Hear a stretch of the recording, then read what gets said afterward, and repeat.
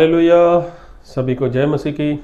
मैं अमरीक जॉय आज एक बार फिर प्रभु पिता का धन्यवाद करता हूं कि प्रभु पिता ने समय दिया कि परमेश्वर के वचन आपके साथ बांट सकूं। अगर आपने मेरे चैनल को सब्सक्राइब नहीं किया तो आप मेरे चैनल को सब्सक्राइब कर लो, साथ में जो बेल आइकन है उसको टच कर लो ताकि आने वाली वीडियो का नोटिफिकेशन, उसकी जानकारी आपको तुरंत मिलने पाए और आप मेरे साथ इस वीडियो के अंत तक बने रहें। तो आज मैं जो बात करने वाला हूँ इस बात को बहुत ध्यान से सुनना, इस बात को बहुत ध्यान से समझना कि पवित्र बाइबल में अगर हम बाइबल पढ़ते हैं तो हमें उत्पत्ति में पता चलता है कि परमेश्वर ने इंसान की रचना की और इस इंसान का नाम था आदम। तो आदम के द्वारा आज इस पृथ्वी पर जितने भी लोग हैं सभी आदम के द्वारा ही पैदा हुए हैं। सभी के अंदर आदम का बीज है, ऐसा बाइबल से हम पढ़ते हैं, उसको समझते हैं। लेकिन आदम जब उसकी रचना की गई उसके पहले परमेश्वर ने सब कुछ बना दिया था। पशु, पंछी, पेड़, पौधे, सब कुछ जो कुछ भी था परमेश्वर ने बनाया। लेकिन परमेश्वर ने देखा कि आदम वो अकेला है और परमेश्वर ने ऐसा सोचा कि अच्छा नहीं कि आदम अकेला रहे। इसलिए परमेश्वर ने आदम के लिए एक स्त्री बनाई और स्त्री को जब परमेश्वर बनाना चाहा तो परमेश्वर ने तब किसी मिट्टी का इस्तेमाल नहीं किया, क्योंकि आदम की रचना परमेश्वर ने मिट्टी से की थी। अब परमेश्वर ने क्या किया आदम के लिए, मैं बाइबल से ही पढ़ूंगा और मैं पढ़ूंगा उत्पत्ति उसका 2 अध्याय और मैं पढ़ूंगा उसके 18 वचन से। उत्पत्ति 2:18। फिर यहोवा परमेश्वर ने कहा, आदम का अकेला रहना अच्छा नहीं, मैं उसके लिए एक ऐसा सहायक बनाऊंगा जो उससे मेल खाए। देखो, परमेश्वर ने उसके लिए एक सहायक बनाया और उसके जैसा जो उसके साथ मेल खाए। फिर लिखा 21 में, तब यहोवा परमेश्वर ने आदम को भारी नींद में डाल दिया और जब वह सो गया तब उसने उसकी एक पसली निकालकर उसकी जगह मांस भर दिया और यहोवा परमेश्वर ने उस पसली को जो उसने आदम में से निकाली थी स्त्री बना दिया और उसको आदम के पास ले आया।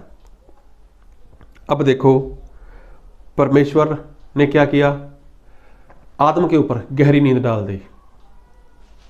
आज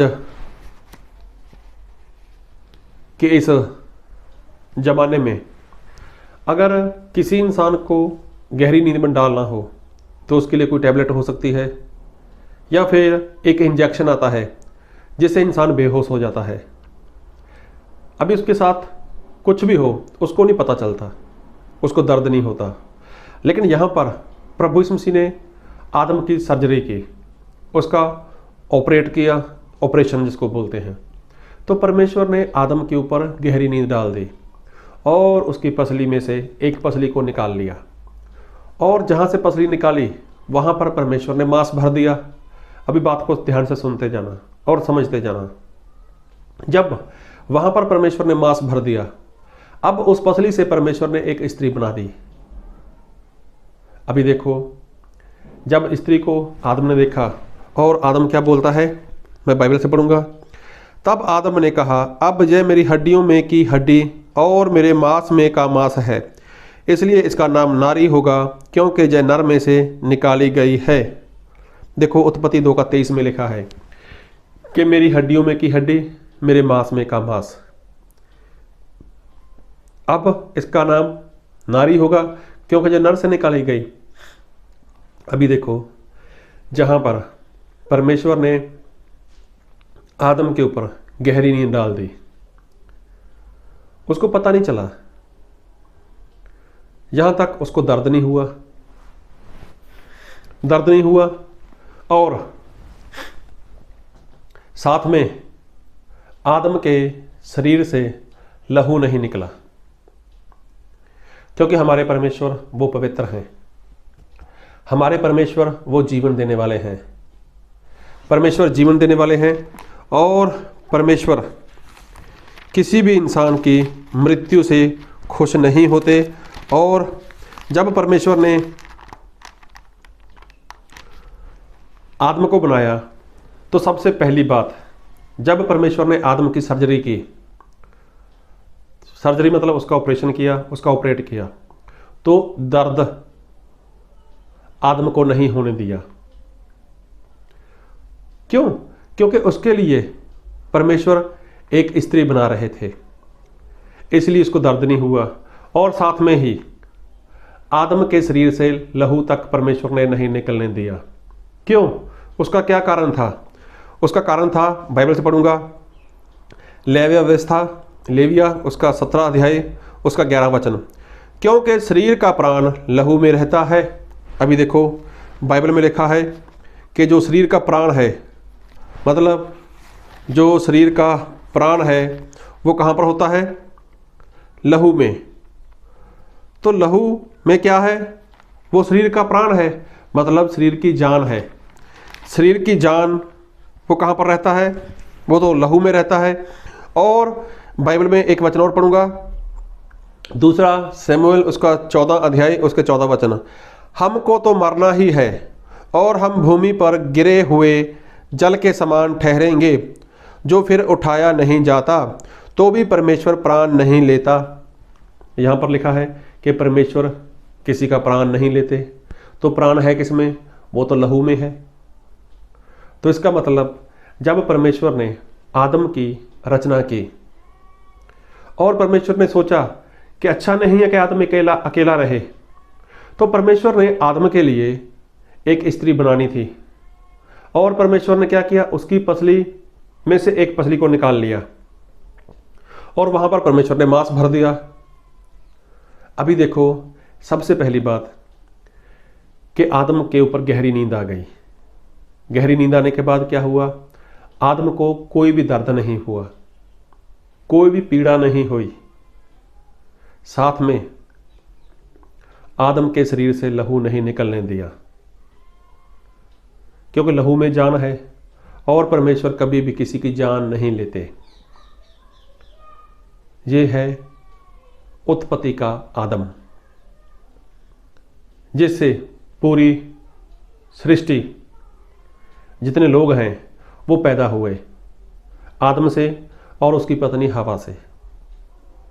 अभी बात को बहुत ध्यान से सुनना। प्रभु यीशु मसीह के बारे में लिखा है कि वो भी मनुष्य बनकर आए। अगर आप फिलिपिया 2 अध्याय पढ़ोगे ना, तो वहां पर लिखा है कि प्रभु यीशु मसीह मनुष्य की समानता में आए। और अगर आप पढ़ो, मैं पढ़ देता हूं, पहला कुरिन्थियों उसका 15 अध्याय और उसके 45 वचन। ऐसा ही लिखा भी है कि प्रथम मनुष्य अर्थात आदम जीवित प्राणी बना, परंतु प्रथम मनुष्य अर्थात आदम जीवित प्राणी बना और अंतिम आदम जीवनदायक आत्मा बना।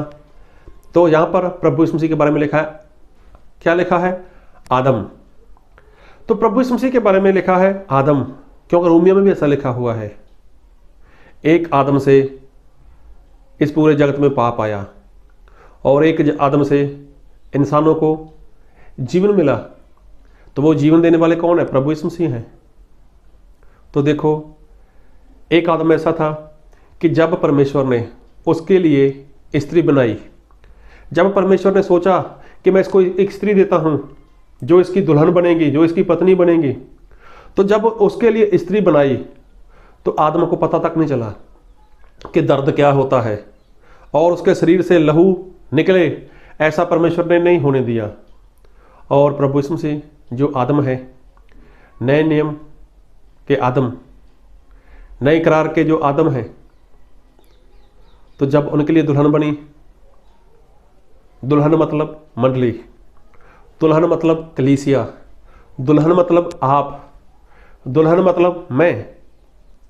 तो जब प्रभु यीशु मसीह के लिए परमेश्वर ने एक मंडली बनाई, प्रभु यीशु मसीह ने अपने लिए एक दुल्हन बनाई, अपने लिए मंडली बनाई, तो देखो वो मंडली, वो दुल्हन कैसे तैयार हुई।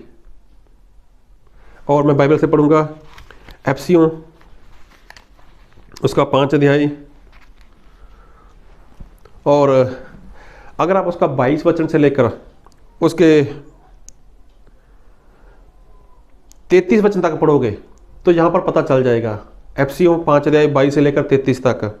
फिर भी मैं आपके लिए वचन पढ़ूंगा और मैं पढ़ूंगा, हे पत्नियों, 22 वचन से, हे पत्नियों अपने अपने पति के ऐसे अधीन रहो जैसे प्रभु के, क्योंकि पति पत्नी का सिर है जैसे मसीह कलीसिया का सिर है और स्वयं ही देह का उद्धार करता है। देखो मसीह क्या है? मसीह कलीसिया का सर है। जैसे एक पति अपनी पत्नी का सर है, पर जैसे कलीसिया मसीह के अधीन है वैसे ही पत्नियां भी हर बात में अपने पति के अधीन रहें। फिर लिखा है 25 में, हे पतियों अपनी अपनी पत्नी से प्रेम रखो जैसे मसीह ने कलीसिया से प्रेम करके अपने आप को उसके लिए दे दिया। तो देखो यहाँ पर पति और पत्नी की बात हो रही है, पति और पत्नी की बात हो रही है। तो क्या किया? मसीह ने कलीसिया से प्रेम किया। फिर आगे लिखा है 26 में कि उसको वचन के द्वारा जल के स्नान से शुद्ध करके पवित्र बनाए और उसे एक ऐसी तेजस्वी कलीसिया बनाकर अपने पास खड़ी करे जिसमें ना कलंक, ना झुर्री, ना कोई और ऐसी वस्तु हो, वरन पवित्र और निर्दोष हो। इसी प्रकार उचित है कि पति अपनी पत्नी से अपनी देह के समान प्रेम रखे। जो अपनी पत्नी से प्रेम रखता है वह अपने आप से प्रेम रखता है। अभी देखो यहाँ पर जो बात लिखी है, यहाँ पर बात हो रही है पति पत्नी की, लेकिन अगर आप इसको बहुत ध्यान से सुनोगे और पढ़ोगे तो यहाँ पर बात हो रही है मसीह और कलीसिया की। तो कलीसिया मतलब मंडली, मंडली मतलब प्रभु यीशु मसीह की दुल्हन। तो जब प्रभु यीशु मसीह के लिए दुल्हन बनाई गई, जब प्रभु यीशु मसीह के लिए दुल्हन जो तैयार हो रही थी, जो तैयार होने वाली थी, तो वो तैयार दुल्हन, वो मंडली, वो कलीसिया प्रभु यीशु मसीह को ऐसे थोड़ी ना मिली। अरे कलीसिया के लिए, मंडली के लिए प्रभु यीशु मसीह ने क्या किया? वो दुख उठाया। प्रभु यीशु मसीह ने क्या किया? वो दर्द महसूस किया। कलीसिया के लिए क्या किया? प्रभु यीशु मसीह ने अपना लहू बहाया। प्रभु यीशु मसीह को दर्द हुआ, प्रभु यीशु मसीह को क्या हुआ? दुख मिला। और तो और प्रभु यीशु मसीह ने इस कलीसिया के लिए अपना पवित्र लहू बहाया और अपने लहू से उस कलीसिया को क्या किया? प्रभु यीशु मसीह ने शुद्ध किया, उसको पाक साफ किया, पवित्र किया। बाइबल में लिखा है कि प्रभु यीशु का लहू सारे पाप से क्या करता है? शुद्ध करता है। तो मंडली, कलीसिया, ये क्या है? प्रभु यीशु मसीह की दुल्हन है। ये क्या है? प्रभु यीशु मसीह की वो पत्नी है। एक पत्नी जब आदम को मिली तो उसके ऊपर गहरी नींद आ गई परमेश्वर की ओर से। तो परमेश्वर ने जब उसकी पसली में से एक पसली निकाली तो उसको पता तक नहीं चलने दिया, उसको दर्द क्या है वो महसूस नहीं हुआ। उसके शरीर में से प्रभु यीशु मसीह ने, परमेश्वर ने लहू तक नहीं निकलने दिया। और जहां पर जो कलीसिया, जो मंडली प्रभु यीशु मसीह की दुल्हन है, तो वो किसके द्वारा बनाई गई? वो तो प्रभु यीशु मसीह के द्वारा बनाई गई। और किसके लहू बहाने से वो साफ हुई? प्रभु यीशु मसीह के लहू बहाने के साथ साफ हो गई। तो देखो ये भी एक आदम है। प्रभु यीशु मसीह क्या है? वो आदम है। जिस आदम ने मंडली के लिए, जिस आदम ने कलीसिया के लिए, जिस आदम ने आपके लिए, मेरे लिए दुख सहन किया। दुख तो सहन किया, साथ में अपना मुंह बंद रखा, कोड़ों की मार खाई, हाथों में पाँव में कीलें ठुकवा ली, सर के ऊपर कांटों का ताज रखवा लिया, लेकिन अपना मुंह बंद रखा। दर्द मिला, दुख मिला, अपना लहू बहा दिया ताकि कलीसिया मंडली क्या हो जाए? शुद्ध हो जाए। और एक वचन पढ़ूंगा आपके लिए, मैं पढ़ूंगा इसका 32 वचन, एफसीओं 5 का 32। जय भेद तो बड़ा है, पर मैं जहां मसीह और कलीसिया के विषय में कहता हूं। देखो है पति और पत्नी की बात, लेकिन यहां पर परमेश्वर का दास बोलता है कि ये भेद बड़ा है, पर मैं यहां मसीह और कलीसिया की बात करता हूं कि मसीह क्या है? वो कलीसिया का पति है, मंडली का पति है। और एक दुल्हन मिली थी आदम को, उसको कोई दर्द नहीं, कोई दुख नहीं, कोई तकलीफ नहीं, उसके शरीर से लहू तक नहीं बहने दिया। लेकिन जब उसके सामने पत्नी आ गई, उसका जीवन साथी आ गया, तब आदम के मुंह से एक शायरी निकलती है, ये मेरी हड्डी में की हड्डी, मेरे मांस में का मांस। क्यों कि ये नर में से निकाली गई है, अब ये नारी कहलाएगी। देखो कितनी बढ़िया शायरी बोली उसने। तो यहाँ पर प्रभु यीशु मसीह इस कलीसिया को, इस मंडली को जो सर से लेकर पांव तक पाप में रहती थी, पाप से भरी हुई थी, तो उसको शुद्ध करने के लिए प्रभु यीशु मसीह ने कितनी मार खाई, कितना दुख उठाया, कितना सहन किया और अपना लहू बहाया, ताकि ये वाली मंडली, ये वाली कलीसिया प्रभु यीशु मसीह की दुल्हन बन जाए, उसकी पत्नी बन जाए। तो यहाँ पर प्रभु यीशु मसीह आदम के नाई।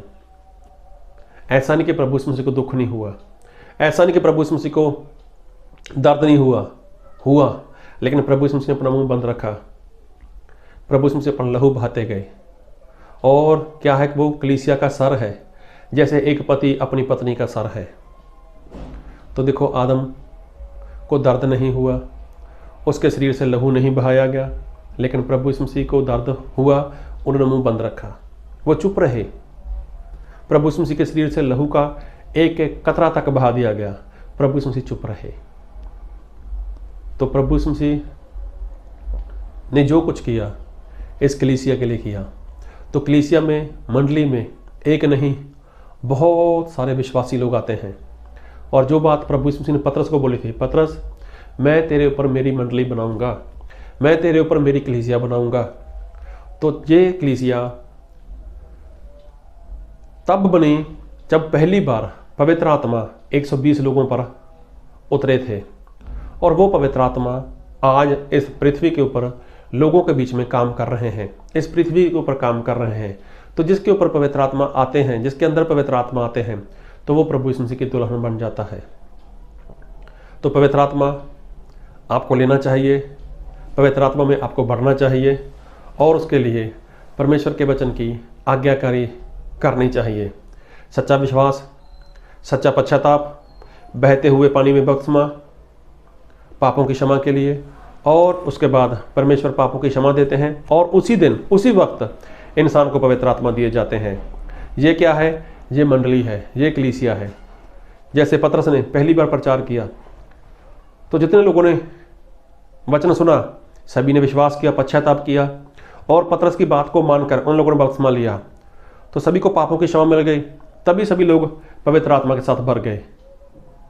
तो ऐसा ही आज भी होता है। जिस दिन आप विश्वास करते हो, जिस दिन आप विश्वास करोगे, पश्चाताप करोगे और वचन मानते हो, उसी दिन आपको पवित्र आत्मा मिल जाते हैं। तो प्रभु आप सभी को इन वचनों से बहुत तायद की आशीष दे। आमीन।